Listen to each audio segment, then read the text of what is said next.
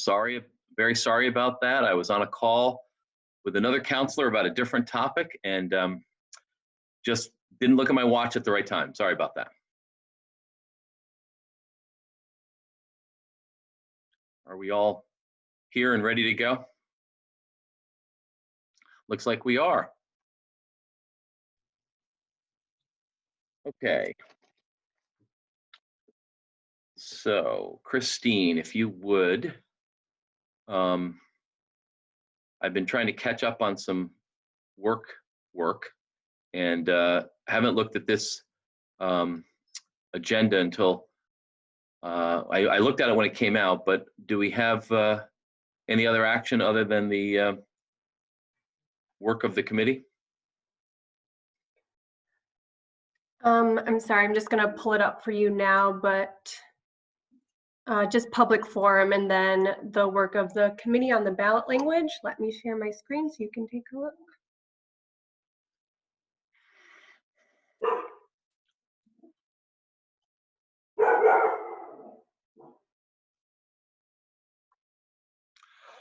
Okay, is there a motion to approve the agenda? I should just introduce and say, this is the Community Development Neighborhood Revitalization Committee of the City Council. It's Friday, December 11th. We're starting at 3:05. And first item on our agenda is to approve the agenda. Is there a motion? So move. Second.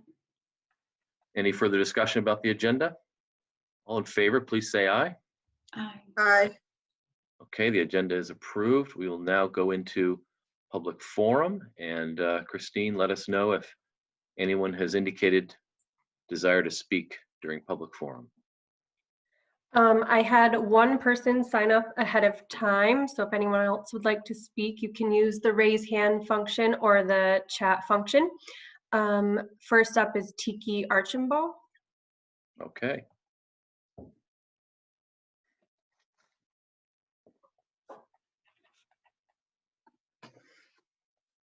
Okay, Tiki, we see you on our screen and you're ready to go when you are. Sorry, I thought this thing rebooted at the wrong moment. Okay. All right. Sorry. Just real quick, what is my time frame? Just a couple minutes? Yeah, I mean, we don't usually cut people off, but if you start going too long, we'll let you know. You know how long-winded I am. All right. So, You can be, but that's okay. No. True enough. All right, we'll dive in here. Thank you for the opportunity to chime in. I know you've heard from a lot of public comment along the way, and I recognize that a lot of thought has gone into forming this legislation and debate at the council level. So I respect that there has been a lot of attention on it. I did want to contribute just a reminder of the consequences of this action by letting this move ahead, this just cause, that it will have consequences on especially small-time landlords.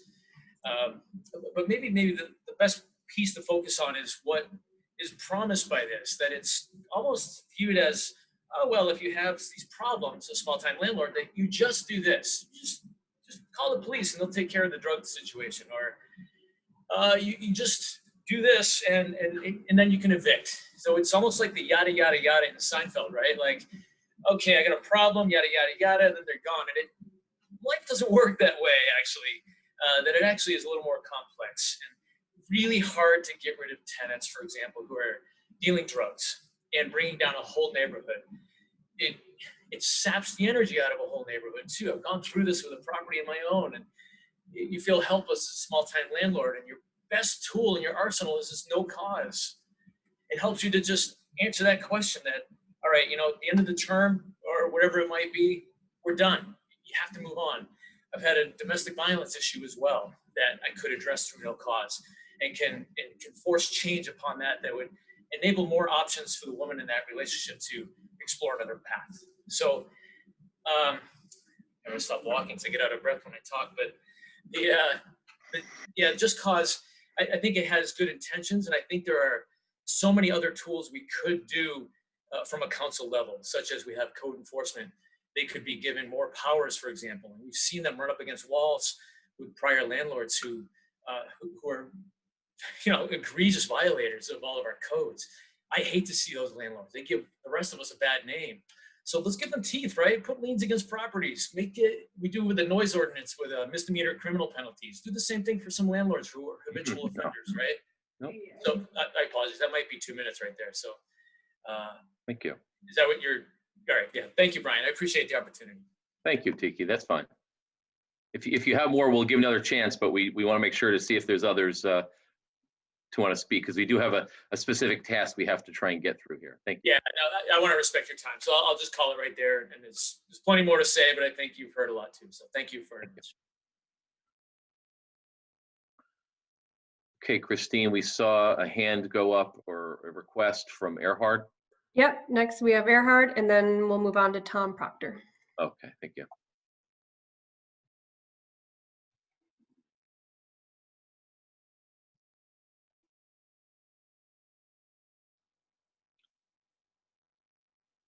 Okay, Erhard, we see you on the screen, or at least your name.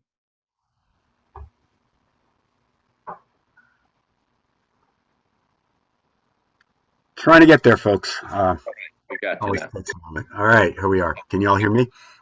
Yes, go right Cool. ahead. Just make some really brief remarks. I hear Tom is coming up right after me, and that's good. We actually just talked. I'll just repeat what I said the other night at City Council. I think you guys are really close. I urge you to keep working at this.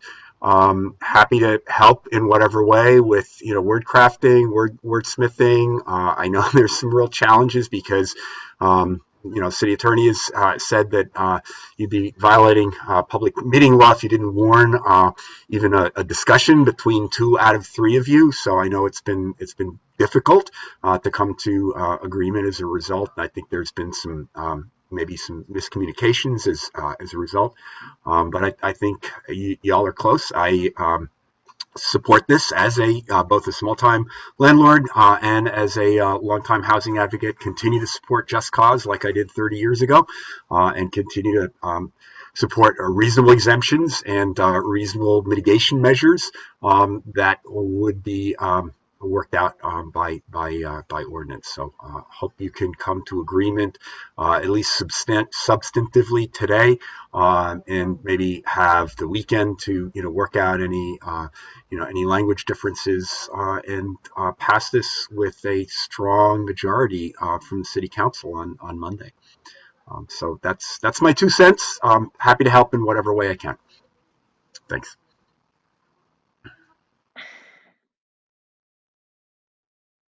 Thank you. Christine, are you lining up Tom to be the next speaker? I am. It's moving a little slow tonight. Apologies, but I am getting things going on my end as fast as I can here. The creatures that make Zoom go seem to be taking an early break on Friday. Yes, exactly.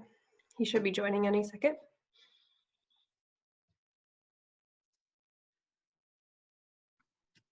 Good afternoon, folks. Caught me a little bit flat-footed this time. I was not on the ball as usual and thought this was at 5, so kind of came on last minute.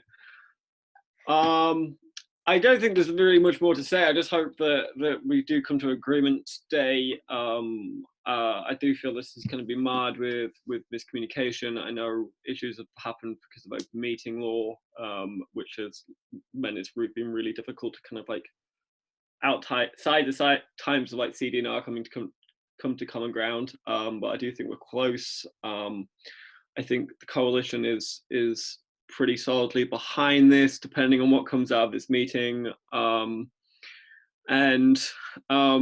Yeah, I think just good luck to you, and I hope something solid comes out of today's meeting. Thanks, guys. Thank you very much. Christine, have any other attendees indicated a desire to share some comments with our committee? Nope, not at this time. Okay, I haven't checked. Oh, the chat is just Erhard letting us know that he'll need to get off at 4. Thanks for that. So the just cause eviction ballot question, I think, to summarize, just for our purposes and for anybody who's participating, we've had I haven't counted how many meetings, but we've literally devoted our meetings since this committee was constituted after the election in March, and we started meeting in April. We've been really focused on this, with obviously some disruptions or interruptions to deal with the pandemic, which took priority for certainly for April and maybe even into May a bit. It continues to be obviously a very important thing that we grapple with as a community. But our focus has been, I think, addressing the need for a multi-pronged approach to deal with the extremely tight housing market, extremely expensive housing market when viewed in relation to what people are paid, and to try to address the residential stability needs of tenants in this manner. And it is worth noting that just cause eviction is a concept or a policy that is in place in most of Northwestern Europe, in the province of Quebec, and in many states and jurisdictions across the country. I think there is some concerns about what will and won't happen, which I understand those concerns. As someone who owns a very small one property next door to my own house, that's a rental property, I know those challenges that people face in managing a property and in navigating some of the trickier, thornier issues that come up in that role of being a property manager. So I don't those have not fallen entirely on deaf ears here. I think all of us want to be sure that we strike a balance in moving forward, but that the scale has not been relatively balanced in terms of what a tenant faces for really arbitrary and sometimes very capricious and retaliatory reasons. The fact that an eviction for no cause can be brought really kind of out of the blue.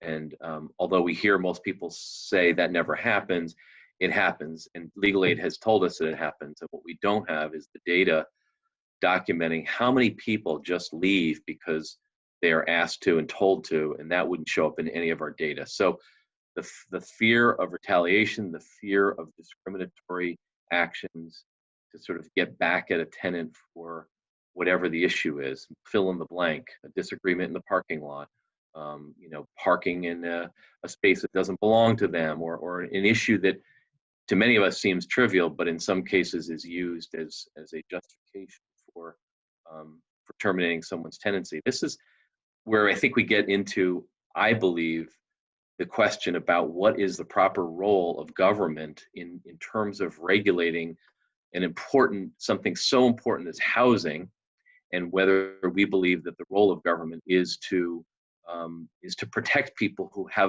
are vulnerable because of the fact that they rent their housing and don't own it. And so I want to just put that out there, that's what we're trying to deal with here at a broad, higher level. And I think the committee members, and I believe a majority of the council, all believe that it's time for us to do something in this area. The details now are where we need to get down to brass tacks with the three of us, and hopefully if we can come to some consensus and finalize that will bode well for the council meeting on Monday. And it could be that we discuss it and don't necessarily reach consensus, but that's the goal. So I thought we would start with the document that Eileen Blackwood prepared for us, which is the draft that was posted, I believe, with our committee, our agenda. And if it wasn't, it should be the document we're using as the starting point, unless one of you feels differently and would like us not to start with that. You're okay with that, Zara? Councilor Hightower? Councilor Carpenter, you're good with that? Okay. And if Christine, do you have the document that Eileen prepared? Did you see that, or do you need that? I have 3 documents here. I don't know which one Eileen prepared. I don't see her name on it. I just have the 3 that are posted to the website. So if someone could. Okay, let's see what it's called. Yeah, I don't see Eileen's name on any, so I can't really tie it to her specifically. I think it says Just Cause Proposed Amendment 12420 EMB. That's it. I just have a 12/4/20, not an EMB version. So if someone has, I'll share what I have. It was the one that I sent you with that Yeah. email. This is One the we one. sent doesn't have EMB on it. Okay, this is the Maybe one. I put EMB on it. Yeah, this doesn't look like Eileen's version. I'm gonna see where I thought she was gonna join us, but I don't see her in this meeting. Okay, then I was probably not looking at the right version because I'm looking at what Sarah sent us. Yeah, Yeah. this is what was sent to me to post online. So Okay, maybe Brian, you can locate it. It's a 12/4 email from Eileen. I have it. Oh, Zariah's got it. She can do a screen share, I think. Yep.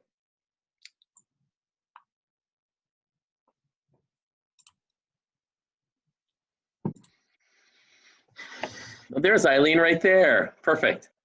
Just the person we needed. Yep, I was in the attendee list, so Ah, I've been got listening. it. Got it. You got moved over. Great. Great. EMB is present, folks. So do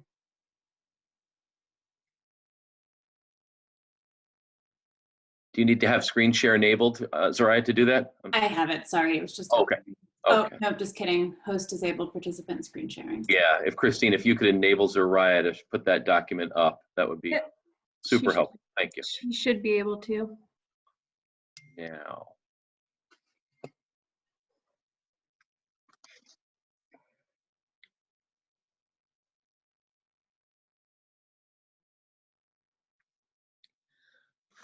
Okay. So that makes it readable. Thank you. What's the committee's pleasure? There's some changes here that are quite minor in nature, and rather than go through all of it,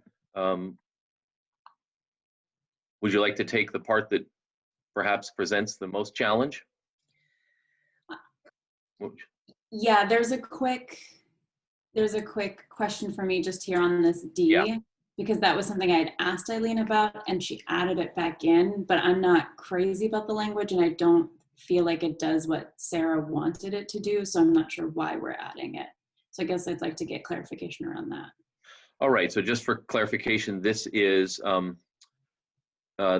is included in essentially the early definition of just cause. These would be considered just causes, and those start with a tenant's material breach of a written rental agreement, B, a tenant's violation of state statutes regulating tenant obligations in residential rental agreements, C, non-payment of rent, and the proposal was for D to be refusal to accept reasonable good faith changes to lease terms. And Councilor Carpenter, did you have language that is different from this that you? No, sorry, if I can explain a little bit more, sorry to interject right quick, but I think the concern was wanting to make sure that people accept a new lease, that basically if the tenant doesn't accept another lease, then that's reason for eviction. And Sarah can correct me if I'm wrong, but I don't feel like this is what this says. This to me says almost that you can make changes during a lease and the tenant has to accept it. So I'm worried about it. I think Well, I viewed it that way too, so I do share that concern. And I think, well, there's a couple words dropping, and again, we're going back. I think something Zariah had added earlier, which was tenant refusal, as opposed to, the point being, it would be sort of the tenant's option to not sign the lease. So, and I think we've lost renewal, and I think Attorney Blackwood had a comment about that. The point I'm trying to get to is you get to the end of your rental agreement and the landlord says, here's a new rental agreement and you can stay another year, and I'm going to charge you $10 more a month, and you have to shovel the driveway. I don't know, pick something. Whatever we define as reasonable, which the devil will be in the details, the tenant, I think mostly in this case, it would be rent for next year and term for next year. And if they say, no, I don't want to renew it, I only want a 6-month lease, and the tenant says, or the landlord says, no, I really want a 12-month lease, Mhm. for $10 more a month. I mean, so however we get there. So I think tenant and renewal are the two terms we're kind of missing in that. And I don't know if Attorney Blackwood has. She has her hand up, so I think she has a solution maybe. Okay. Well, no, not so much that, is that this is a version from November 30th. Right. And then, yeah, Sarah asked me a number of questions, and I sent you all another version on December 4th. Oh, it's the December 4th version. Okay. Yes. This is what I have for December 4th. I don't have anything else. So, and I think the version, the December 4th version is the one that's up, that was posted.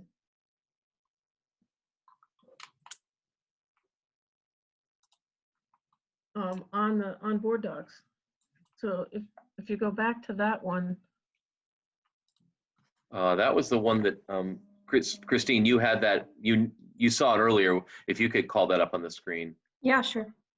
That's the same one that I have up, just so, I mean, not saying that you shouldn't put it up, but I don't, if that's the version we're going with, I'm fine with that version.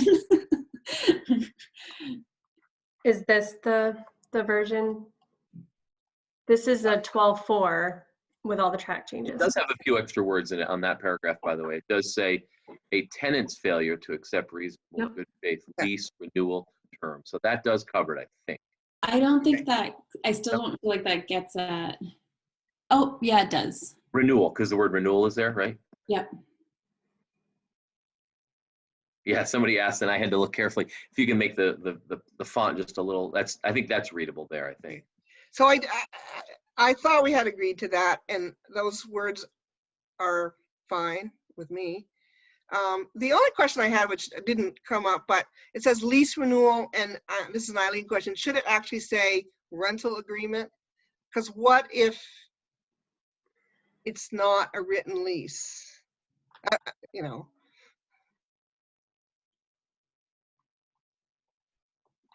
Eileen, do you have an opinion on whether? I'm thinking, sorry, I'm thinking. Okay. And Christine, if you can expand it so we can't see the whole thing at once, but folks can read it. So you're saying, what if you have a month-to-month tenancy and you come to the end of the month and the landlord says, I want you to accept blah, blah, blah, and the tenant says no, that they can then, that becomes just cause, even though there's not a written agreement? I mean, if that's what you want to cover, then I guess, yes, it should say rental agreement. I'm Right. not I mean, I'm not what sure we you're- want that, though. That sounds Well- really, I could drive a truck through that idea.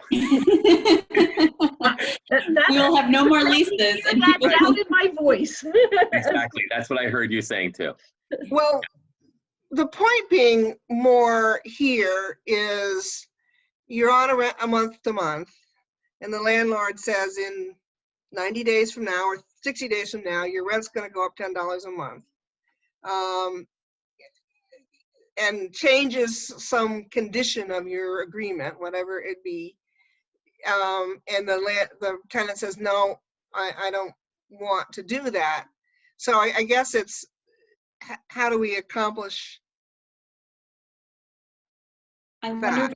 wonder if Christie's point is fair, that that's already kind of covered in state law, and it may be the same notice of periods that apply to. I don't know if. Well, I mean, but we're saying if the landlord well, the landlord's letting you stay, but has different terms, and maybe it's, is saying, well, the term of our verbal month to month is your parking space is over here, your rent is $10 a month more, and whatever, and the tenant says, no, I don't want that, can then they be asked to leave. That's what I'm trying to drive at. Maybe this will just be a good incentive to get written leases for landlords. Well, okay, is refusal, I mean, and I would agree with that. What if the landlord says, okay, let's do a written lease, and the tenant says, no, I don't want a written lease?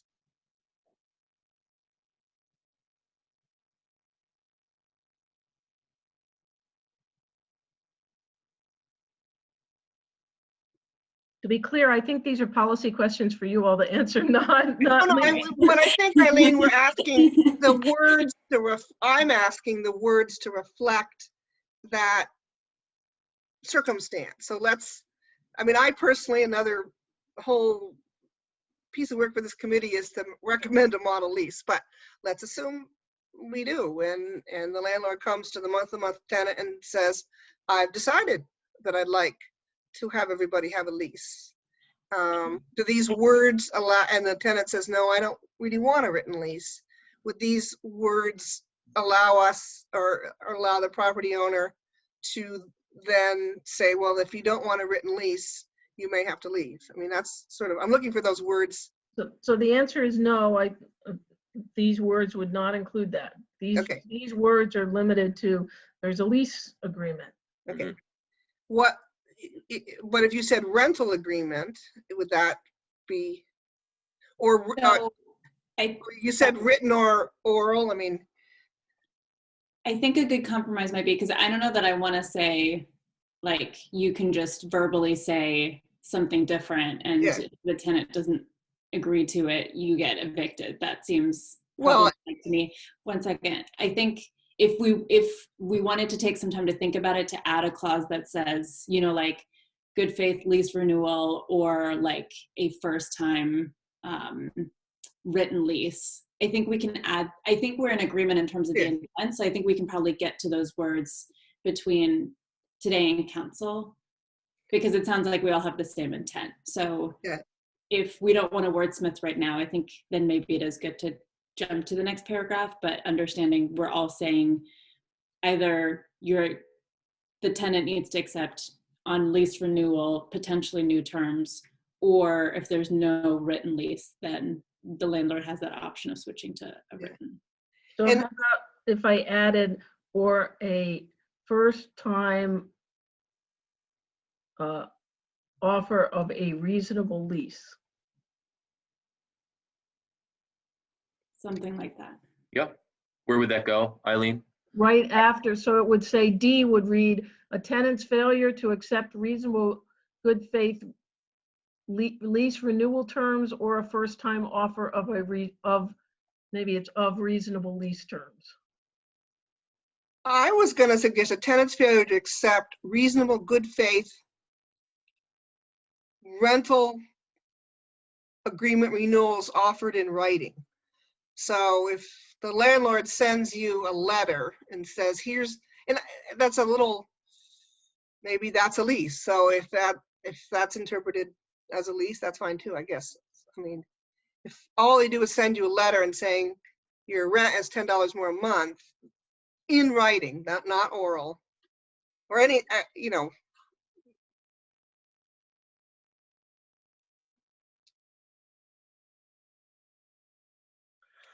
And I have no problem with, I mean, they should have to do it in writing.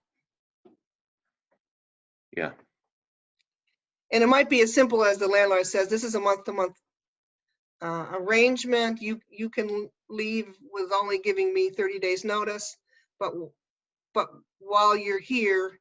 Here to accomplish what you were suggesting, Councilor Carpenter, I would suggest it read, a tenant's failure to accept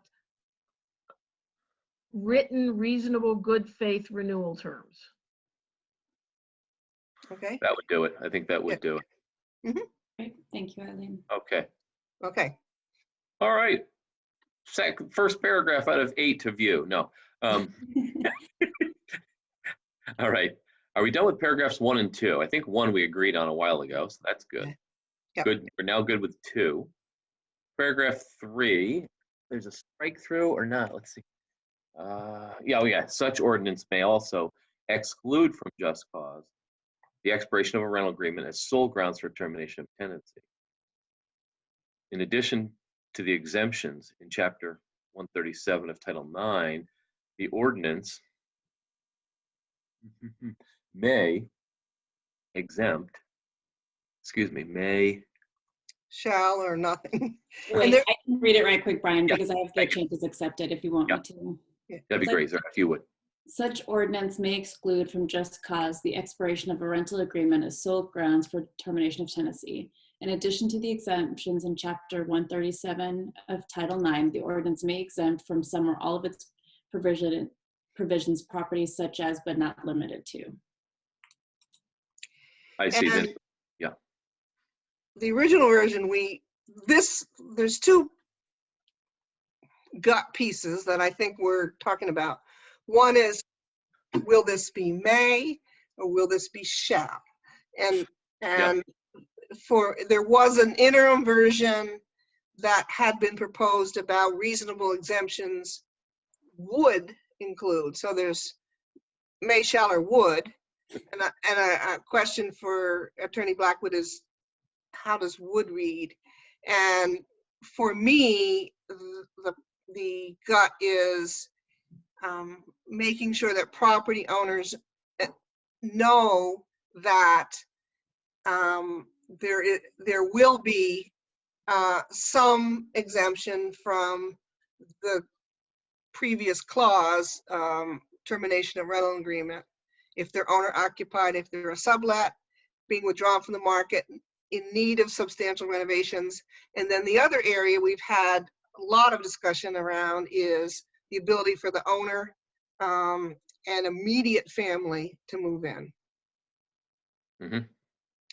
So we're not to the E yet, but it's the sort of how do we articulate the up above part. And one proposal I'd had in the shall and may thing was the first sentence, the ordinance, I'm open to saying shall exclude, as opposed to may, the expiration of rental agreement. In addition to the exemptions, which I think we've all agreed on, the ordinance shall exclude properties, those sets of properties. And as I said, there was a interim proposal that said would floating around. And for me, that is a big, again, gut of what I think we need to hold out there to make sure that small property owners know that they can get some relief from those if they're in one of those conditions. And if I can jump in quickly before we get Eileen's opinion on the wood, which I'm also interested in hearing. Just for context for you, Eileen, is I was a little bit worried about, and I think you may have jumped on quickly from another meeting and heard this, but I was a little bit worried about having the exemptions for families, because I feel like we don't know yet how we want to regulate that. And I don't just want to say families are exempt, and then maybe we want to have a process where you have to like apply for an exemption and they're like, no, you already have a charter that says I'm exempt, so you don't get to make rules about what that looks like because it just says I'm exempt. And so I would prefer to have families in there because I don't want people to be worried that we're not going to make the exemptions, but I'm worried about having the shall, like that families just are exempt, like shall be exempt in the ordinance. But we'd have But quite I a mean, bit. I'd like Eileen to respond to that. Okay. That's So the words, so first of all, I would say would is not proper here because it's the past tense of will, and everything else is in present tense. So, you know, it would have to be will, or it's the subjunctive tense, and then it's very confusing. So I think we have to stick with present tense. So I think your choices are shall, will, or may, and you know, legally shall and will have slightly different definitions, but both are essentially prescriptive. One by virtue of being shall being you then have a duty or obligation to include it. Will being that it's a promise that it will be included. So that, you know, they're both sort of saying whatever you say, where if you shall or will, you're not substantively getting a difference if your idea is to leave a choice. In order to have a choice, it has to be may. Mhm. So I just, so that issue. Then the next issue is Zariah's concern that about families. You're, and by that, I'm sorry, I just want to be clear that that means somebody who wants to move a family member into A unit. the unit. Yeah. So, um, so I guess I'm understanding the issue a different way than I was hearing it before. So I'm thinking as I'm talking, which is always a dangerous thing. But that, because the way that it's written right now, it says may exempt properties such as, but not limited to. So that means that gives you the option, you can always add other exemptions. That's as written. I think it's easiest for me to sort of explain as written. What this means is you can always add other exemptions. These are examples. You don't have to do any of these exemptions, and you can do more. Is that true? Yes, Because it says That's may. what may means. may. Oh, with May, I'm sorry. Yes, okay, yeah. That's right now as written with the may. That's this version we're looking at. Gotcha. So if it says will or shall, either one of those, I think, then these properties that you've listed here must be exempted, but other properties could also be. But so what does that do to our ability? If somebody says, I'm moving in my family, and a month later they're like, and now it's back on the rental market, like what, like, can the city be like, no, you can't rent this property because you said you removed, like, what, I guess I just. This doesn't address that issue No. as written right now. So you could write an exemption that says it's exempt, you know, if you move a family member in, but only as long as you know, the family member remains for at least, you know, X period of time or something like that. I mean, it's giving you the option to do that. And that wouldn't, they like, it wouldn't open us up for any kind of like legal action for them to come back and say, no, it said we're exempt, and for you to add like A, B, C, D to it now, you like, isn't in your charter. No, I mean, right now, may exempt means that you're fully open. If you say they will exempt these, but it's not limited to this, it means you can add other exemptions. No, I think what Azariah is saying is other conditions. For instance, if we allow an owner to move their immediate family member in, but we say, you know what, we still want you to cover the moving costs. We still want you to give them 120-day notice. We could still do that, or I think what Zariah's asking, are Sorry, we? no, one additional clarification. So right now it's not in there at all, Eileen. So Right. Sarah would That's like confusing me. yeah. Sarah would there. like to add an E that says, and family, like the owners and family and immediate family members. Yeah. And I'm worried that having that E plus a shall means if we say the ordinance shall exempt E, owners and immediate family members, that then if we say, oh, but to prove like something, they would say, no, you can't do that to us. I would agree. Okay, can I add, there's been varied versions floating around, and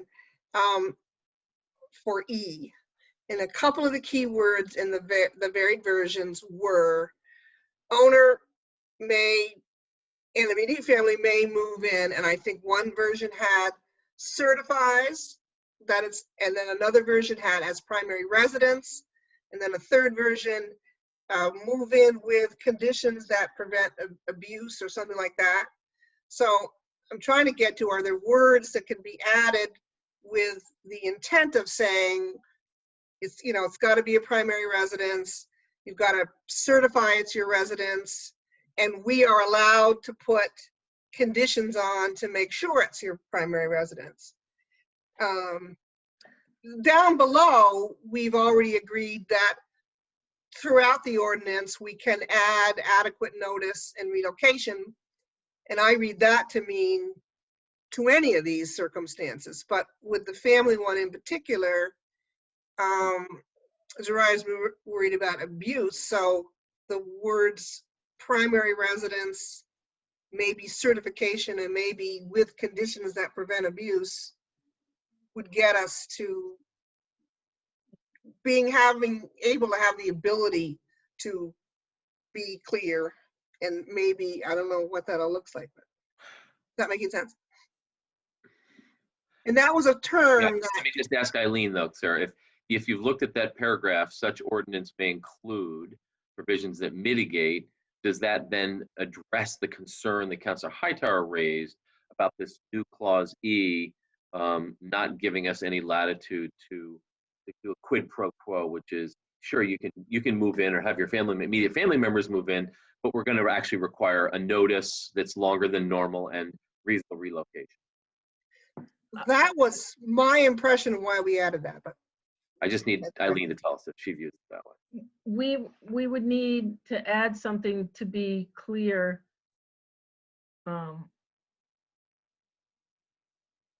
Yeah, we might have to go back to the language about these exemptions will not restrict. That's not quite right, but we need to say that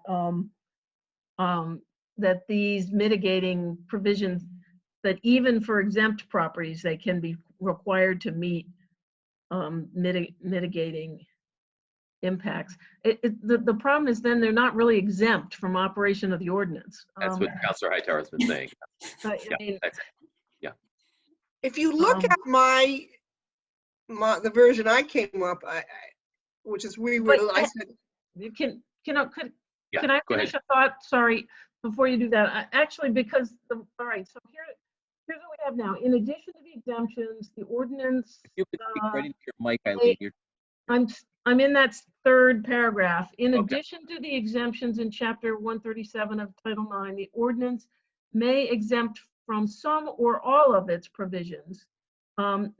If we could add in there, or may require mitigation as described below, or something like that. I mean, I can work on that for properties such as these.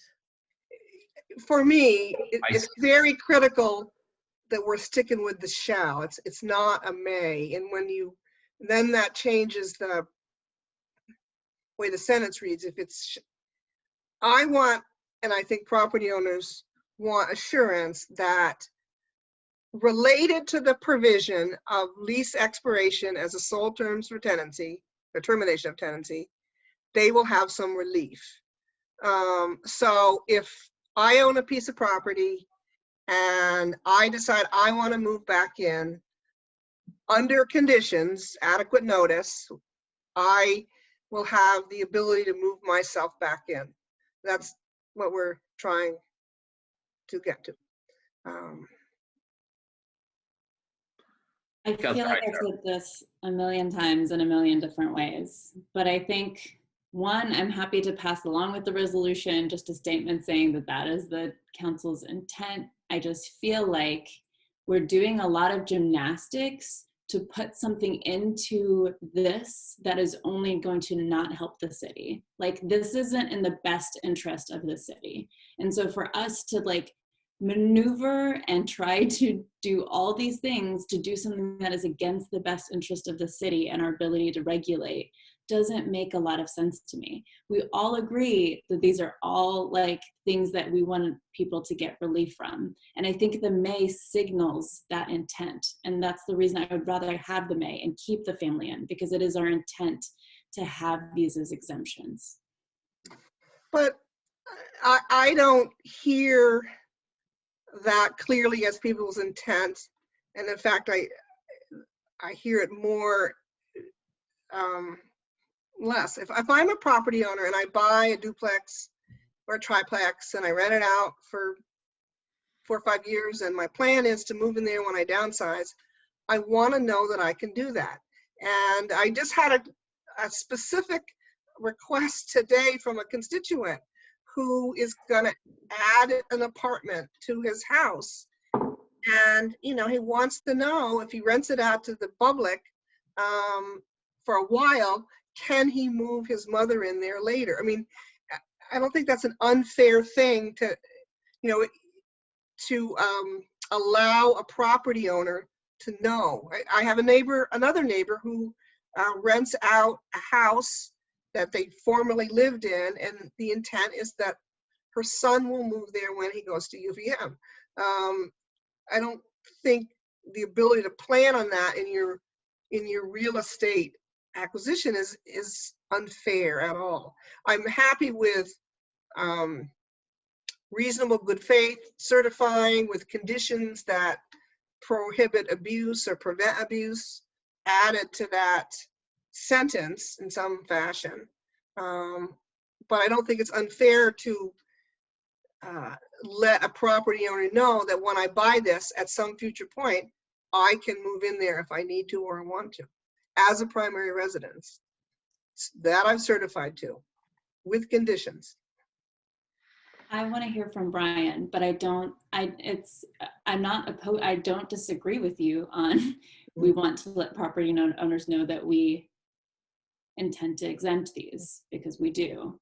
I disagree with you on why would we make ourselves jump through hoops to find ways to do that in a way that is good for the city. Yeah, I've been struggling with this one because I know that the research that we had done shows us that these exemptions are fairly standard. These are not, they're a little bit tweaked here and there. Some places say duplexes, some say up to 4 units. We pick duplexes and triplexes. Removal from the market is fairly standard. Substantial renovations, I think that's a little bit of that one could be, I think there's potential for abuse there that does worry me.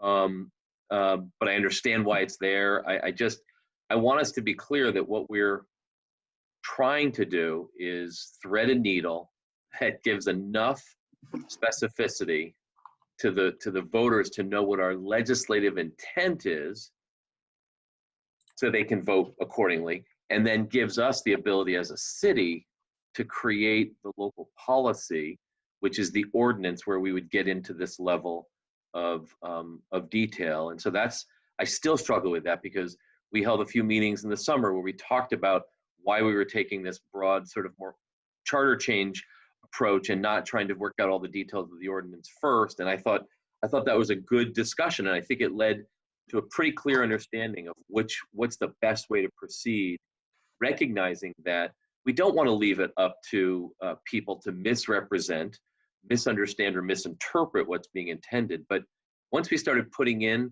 a list of exemptions, even though they were listed as potential exemptions, I think we started to give an indication of where we were heading.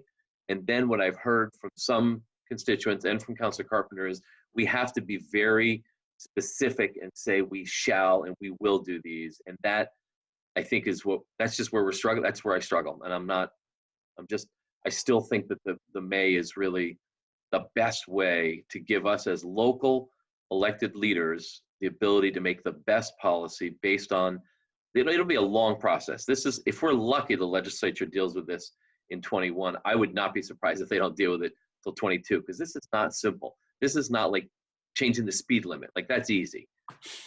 But the May says, well, we can do it if we want, but if we don't want to exempt owner-occupied duplexes, we don't have to do it. And the same with any. And so for me, while the May signals some intent, it's wide open. And so I'm a property owner and I want to understand, what can I do with this property and what can I not? And if my planning is I want to live there at some future point, I want to know that. And I don't think that's an unreasonable thing to ask. So 2 things. Councilor Hightower, go ahead. Yeah, the first is it's already in there. Anyone who wants to move into their own property is removing it from the rental market. Anyone who wants to move into their own property is already included as an exception. The only thing we're talking about is families who are going to be paying rent, which is a narrow subset of the people that we're talking about.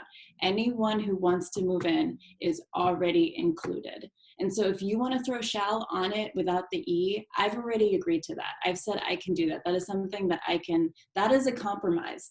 I've tried to compromise in every aspect, like, As so have I. if we, one second, if we want to include, like, leave that off, people can move into their apartments as it is, shall or may, and I'm okay with all of that.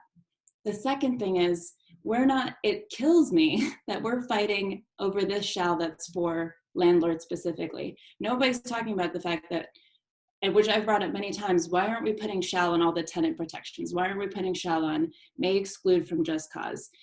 Nobody's fighting for the shalls around the tenant protections that we also say we intend to put in. Right now, a lease rental agreement is still not a thing that's like guaranteed. And the only thing we're fighting about, and the only thing that we're like, oh, we need this, the landlords need this, is the landlord parts. We're not fighting for shalls around all the other things. And I don't mean to, like, but it's like, I have agreed to put shall in. It allows, for as it is right now, it allows owners to move into their own property, which is the heartstrings that we're pulling right now. But you can't just throw shalls in just around the exceptions and not put in shalls for everything else. I guess I'm missing what other shall, where else would you put shall? Such ordinance shall exclude from just cause the expiration of a rental agreement. Such ordinance shall include provisions that mitigate potential negative impacts. Okay, well, let's talk about that. I mean, I think there's 3 sets of shalls. And I had already, in the version I proposed, I had said shall exclude is fine. So Let's get agreement on the shalls right now. Let's do that. So paragraph beginning with such ordinance may exclude, you should say such ordinance shall exclude from just cause the expiration of a rental agreement. I believe we're in agreement on that, right? if the other shall below stays as, and we add the family. So that for me, it was. Then let's just go through it though. I need to be orderly. I need to be linear here because I can't keep track of what you're doing. In addition to the exemptions in chapter 137 of Title 9, the ordinance, right, I have trouble reading, shall exempt for some or all of its provisions properties such as, and it goes through the list. Councilor Hightower and I think are there. What isn't there is the owner moving into their unit isn't in that list. It is. Oh, it is?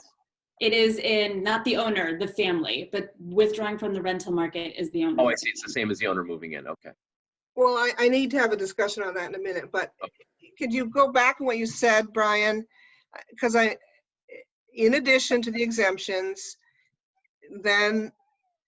So where it says may exempt in the 4th line, Yeah. right there, yeah, would say shall exempt. Okay, And then the next paragraph. Right, exactly. Then go down to the next paragraph. Such ordinance shall include provisions that mitigate. we have not had a discussion about that, but, and I just need some clarification, but I think I'm fine with saying that sentence says that we will, in our ordinances, have varied, or the ability to impose, like, for lack of a better way to say it, different notice periods and relocation. Yeah. And Is just to be that what it says, Eileen, to you? Yes. yes. Okay. And it's one ordinance, by the way. This won't be ordinances. This will just be an ordinance, I think. Yeah. Yeah. Yeah. But does it say that, you know, let's say I want to say if I'm going to renovate my property, I have to give 6 months notice, but if it's owner occupied, I only have to give 2 months. I mean, it would allow you to do varied solutions, right? I mean, as long as they're quote reasonable. It will allow you to have varied solutions, except some solution to something has to include adequate notice, and some solution to something has to include reasonable relocation expenses. Because Okay. you Got put those saying there, it's including those. Okay. Those protections are important to me, and I Okay. think others as well. Yeah. And Do we have any more Well- shalls that we can agree on before we start to debate shall versus may in one sentence? from my recollection, and I know my brain gets dusty, that paragraph was only introduced on the November 30th meeting. So it was, and my recollection was that, as Zariah brought up, we were having the conversation about the families at that same time.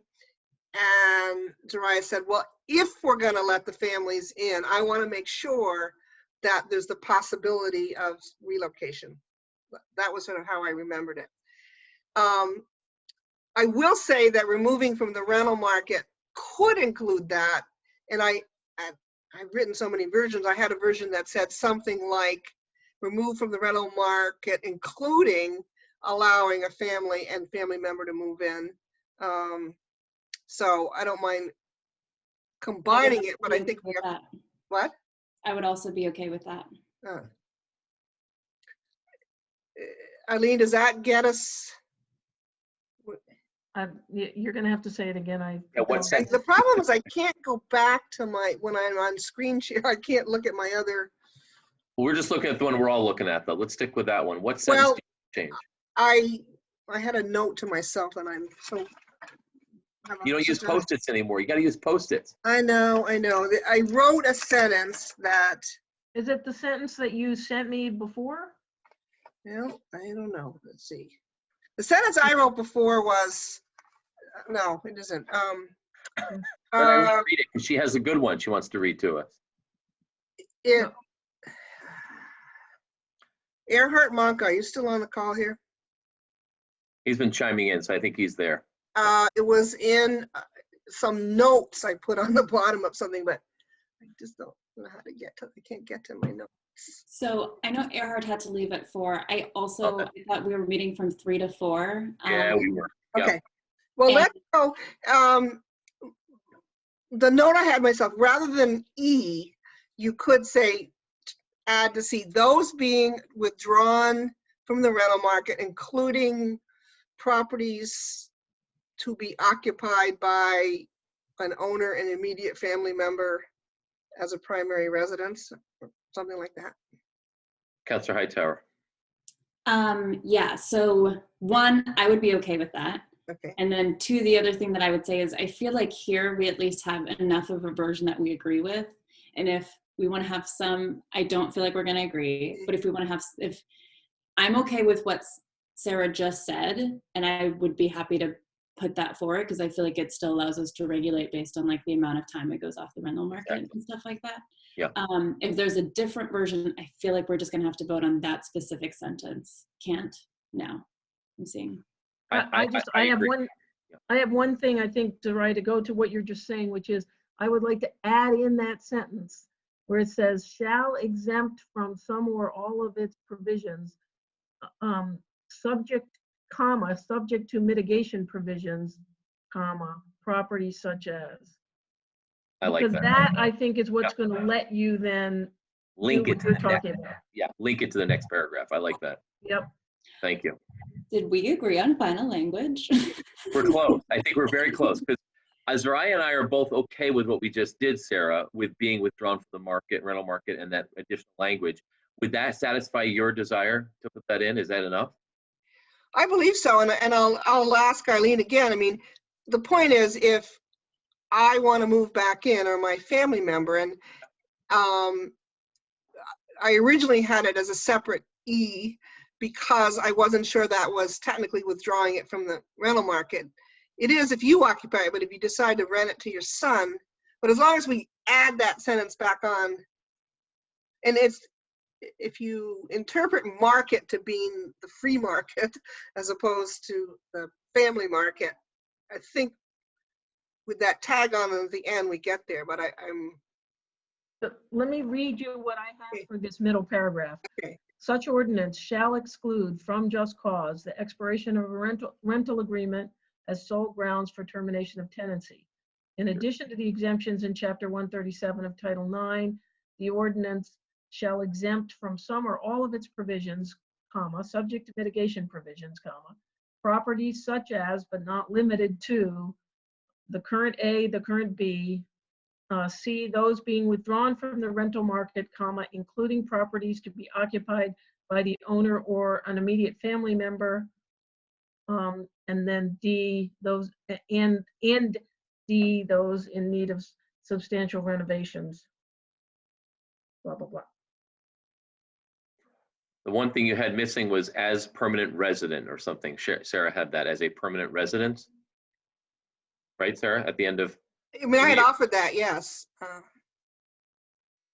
so at the end of, after the word immediate family members as their permanent residents.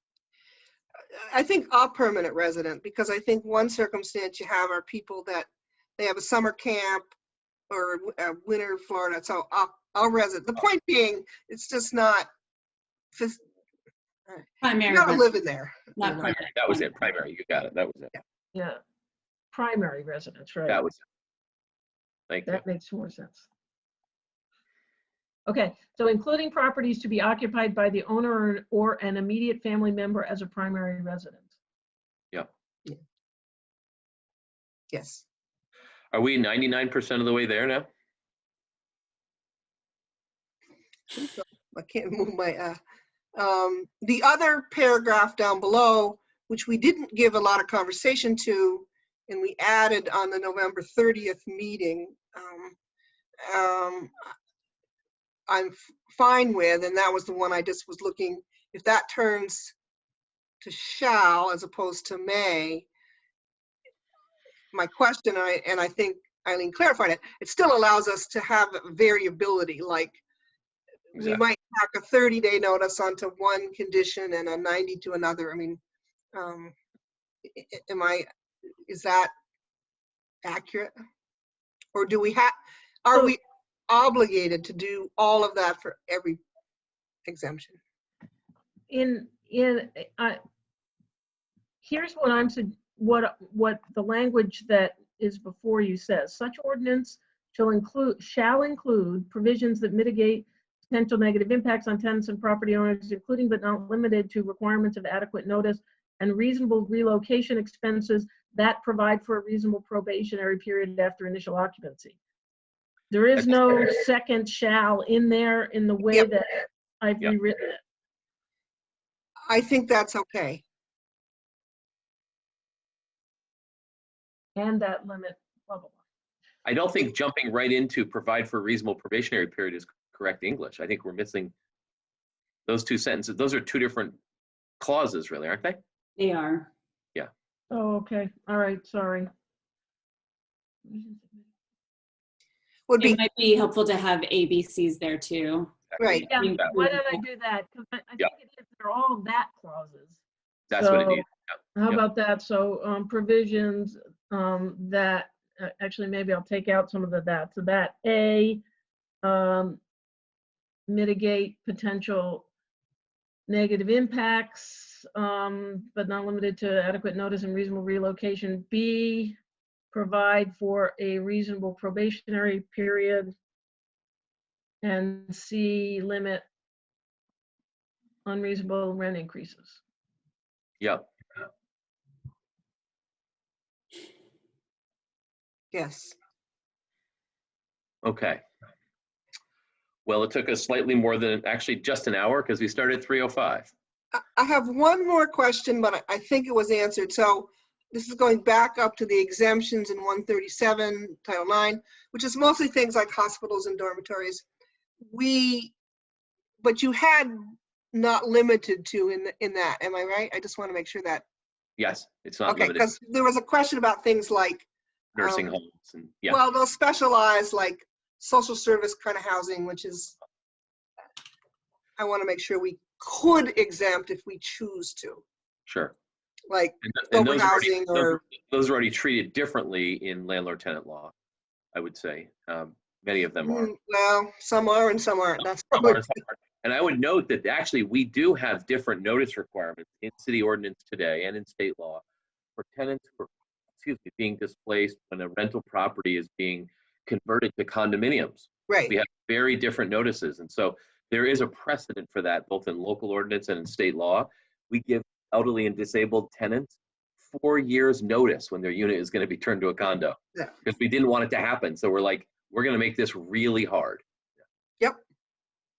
So, So I do have to go. all right, we all That's a do. good place. Thank you, Councilor Hightower, Councilor Carpenter, Attorney Blackwood. Can I ask Attorney Blackwood, so, I have made these changes and I'll circulate this. okay, how, and we comment back to you, and Yeah, we can go I right hope back to the.